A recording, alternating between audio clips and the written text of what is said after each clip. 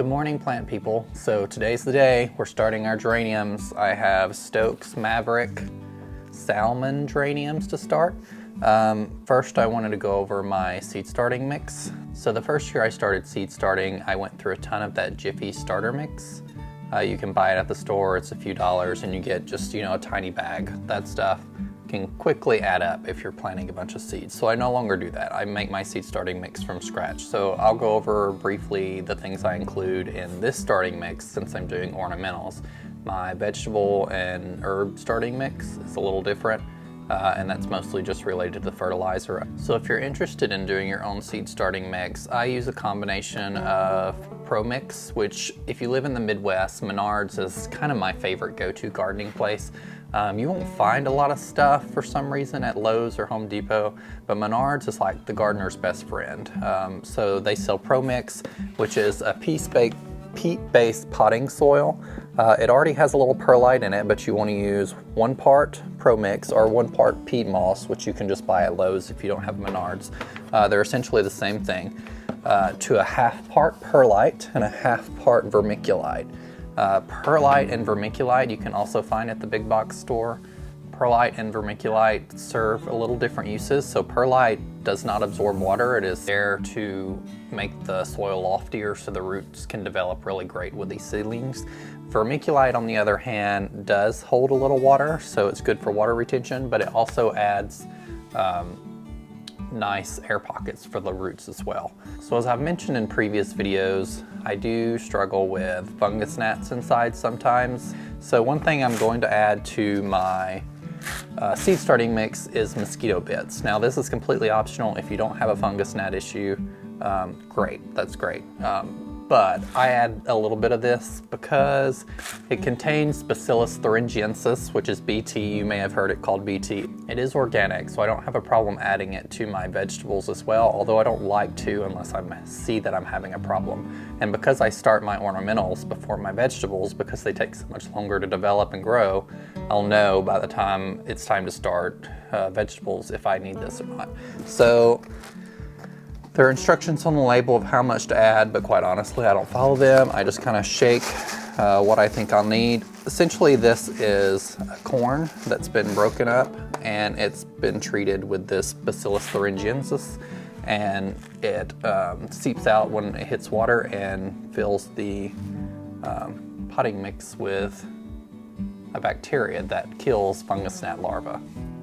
So, because I'm doing ornamentals, I also add Osmocote. Now, Osmocote is not organic, but if you ever go to the garden center and you see the plants that have little green pellets or yellow pellets on top, that's essentially what Osmocote is. So it's a slow release fertilizer. Seeds themselves don't need fertilizer to get started. Everything they have or everything they need is there already. However, after they get going, they need a little fertilizer. So I'm adding a little Osmocote to my seed starting mix. 2 scoops is fine for me right now. I will use a low dose water soluble fertilizer to help them along the way, but this will help get them started. So I'm gonna go wet this down and mix it up. You do wanna wet your potting mix before you put it in your containers. If not, you'll get that effect where when you try and water your containers, the water just runs off.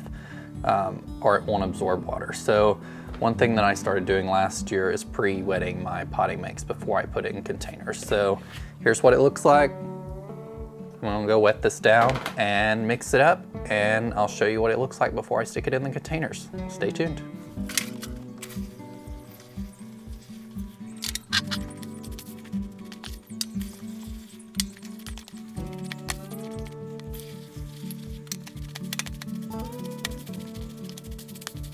All right, everyone, I'm back. I've got the soil moistened. I moved the camera down a little bit so you can actually see what I'm doing. Can't see the top of my head, but that's fine. That's not the purpose of this video.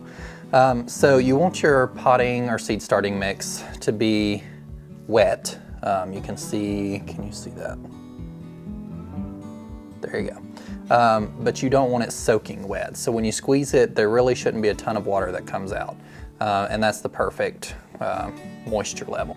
So I am using my Bootstrap Farmer supplies for these geraniums. So I'm going to be using these tiny starter pots, and they are going to fit perfectly in the containers I have here.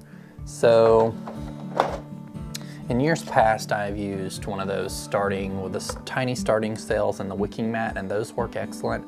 However, I absolutely hate potting stuff up. So when I would start in those, I would have to pot up to a bigger container. Last year, I was able to go the whole season with them in these.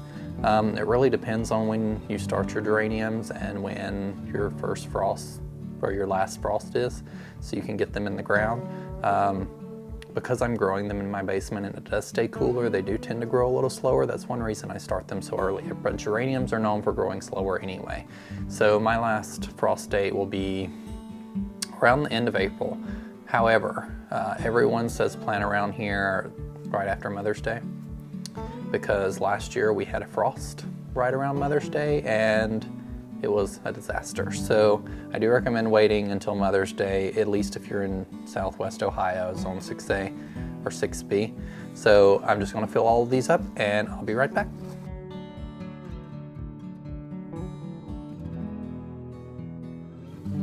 So you want your soil to not be compressed in here, but you also don't want to have any air pockets. So you'll notice I'm pushing the soil down a little bit.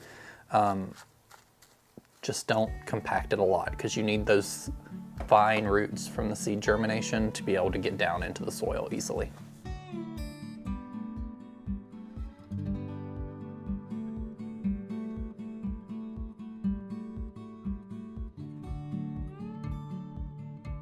So these Bootstrap Farmer supplies hold 32 of these type trays in one 10 by 20 tray. In a previous video, I mentioned that I typically grow around 40 geraniums. This year, I'm gonna go a little smaller because I have some Ranunculus I wanna try, and I'm going to be putting them in the same bed around these geraniums because they do bloom earlier, or they at least get started for me earlier than my geraniums since I grow them from seed. The geraniums take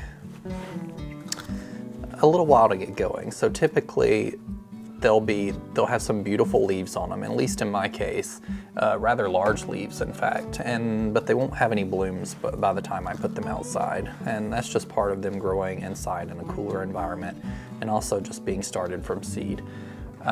So what typically happens when I put out my geraniums is I do harden them off by setting them outside in a shady location for a few days.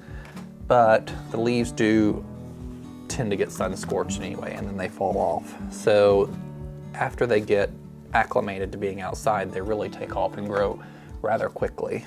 I wasn't expecting that the first year I grew them, but it's quite amazing how quickly they take off.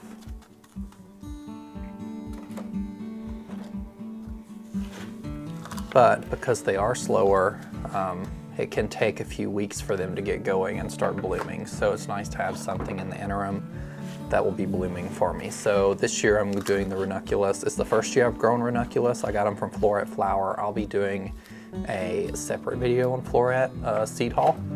So stay tuned for that. I'm really excited about some of the things I picked out that I'm gonna grow this year. I probably won't be able to grow everything that I picked out, but you know, we're all addicted to seeds, so it's kind of a thing.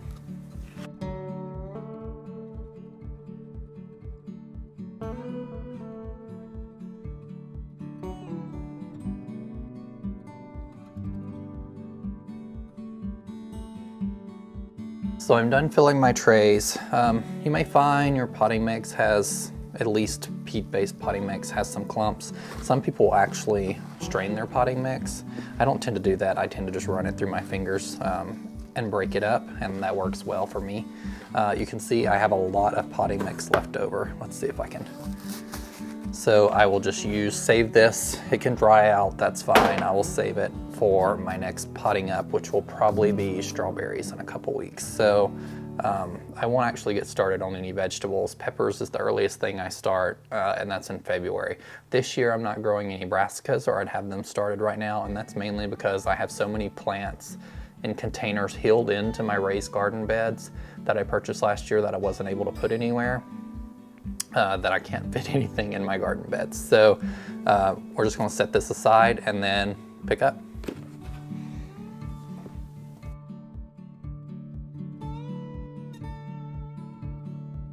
So the geraniums I selected to plant this year are Maverick Salmon from Stokes. Last year I grew Maverick, I can't remember the name of it, but it was a slightly more red than I wanted, and I really love an apricot type color, an orangey apricot. And so I'm trying these this year. You can certainly try just getting geranium seeds from Menards or Lowe's. They actually work really well. I went over in a previous video, and I'll show some photos in this one.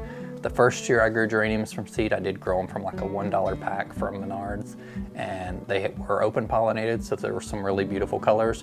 But because I want a consistent color palette with the other items I'm putting in the garden this year, I'm growing a single color. So this is a packet of 100 seeds. I believe it was around $18. It may have been a little more than that. Geraniums aren't necessarily cheap if you order them online, but if you want a solid color, that's kind of the route you have to go.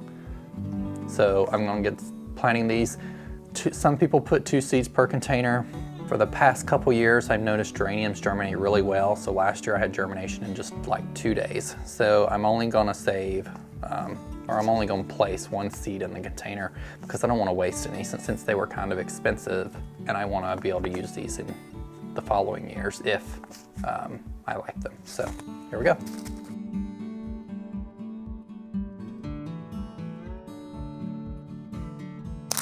So I put all 32 geranium seeds in here. Like I said, I did not put more than 2 per container, so you may have saw me pulling some out when I accidentally dropped 2 in there. So the instructions say for May 10th blooms, plant by December 20th. So like I said, I start them a little late, mainly because I don't want to have them sitting inside that long to begin with, and I'm okay with the blooms arriving a little late anyway. So the instructions do say to cover with soil. Now, one thing that I did last year that I started doing on all my seedlings is I do not cover them with soil. I cover them with vermiculite, straight vermiculite. Vermiculite helps keep down the mildew or the mold that might grow on top of the soil, the green material, and it also helps retain moisture. So I'm going to go grab some vermiculite and coat the top of these, and then I'll see you in a minute. So I've got my vermiculite. I just put it in a little container, and then I just want to sprinkle it over the seeds.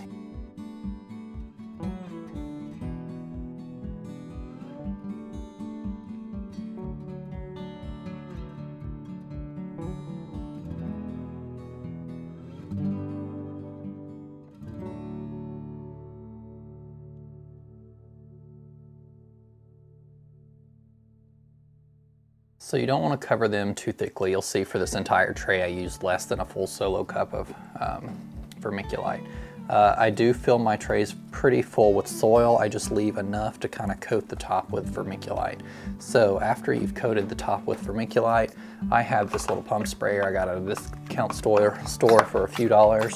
I just spray the top of the vermiculite to get it moist, because you do want the seed to be moist to help it germinate. So I'm going to spray this down pretty good.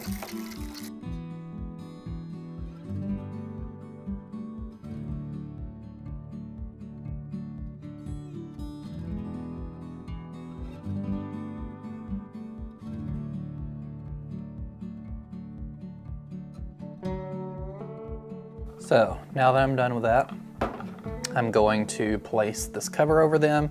I'm going to completely close the vents because I do not want any air getting in right now. I want to keep it as humid as possible.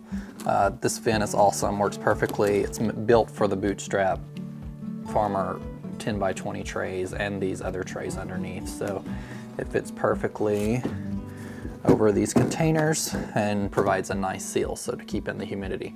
I'm going to put these on a heat mat. They only need to be on there a couple days. If you follow my Instagram, I will post when these come up. So hopefully it's only a couple days like last year. But if it takes a little longer, then you'll know for your seed starting this year. Thank you for joining me today. I hope you enjoyed this seed starting video and learned a few things from it. You can like, subscribe, and comment to ask any questions you might have about starting geraniums from seed, and feel free to follow along. I'll be starting some more things in a few weeks. I'm going to have a few more items I would like to share with y'all, basically my favorite gardening things. At this point in gardening, I just find like I want to invest in the best stuff that I can because I know it's going to last a very long time. So I've got some reviews of some products coming. I'm also going to be doing a seed haul from Floret Flower in the next couple days, so be looking out for that. I'm really excited about some things I got from there. But stay safe, everyone. In a world full of hate, be a light. See you soon. Bye.